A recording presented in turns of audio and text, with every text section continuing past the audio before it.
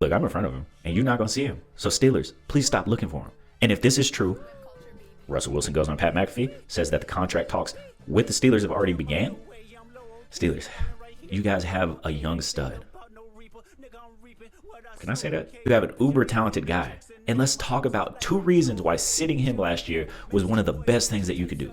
Look, for people that don't know the history of the NFL and they're just watching what they're being sold right now, even the great Patrick Mahomes was sat. He sat behind Alex Smith, and crazy enough, Alex Smith led them to the playoffs his final year as a starter, where they got blasted by the Killer Bees. Crazy, right? Here's another example. Aaron Rodgers sat behind Brett Favre. Aaron Rodgers is one of the best quarterbacks of his generation, and honestly, probably my favorite one. Tom Brady sits behind Drew Bledsoe, and Drew Bledsoe had just signed a $100 million contract, making him the highest paid quarterback of that era. But sitting guys like this that can turn into Tom Brady, Patrick Mahomes, and Aaron Rodgers, it has its benefits because you see how talented they are, and they just learn the game at a slower rate. Some of these guys are so talented and so much better than people that they don't even learn the sport of football. They're just so much better. All they have to do is show up and they're better.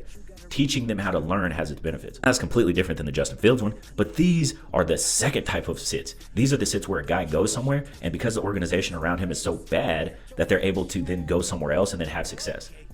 Steve Young was drafted by the Buccaneers, a terrible organization, and he was running around for his life. He did not have uber stats, but guess what? The Niners got him, and they stashed him. And what did that turn into? It turned into some Super Bowls.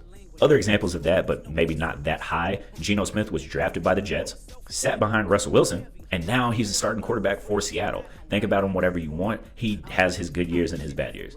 This is real current. Sam Darnold was drafted by the Jets. He did do a bit of bouncing around, but he ultimately ended up in San Francisco, where he was able to sit behind Brock Purdy and learn from Kyle Shanahan.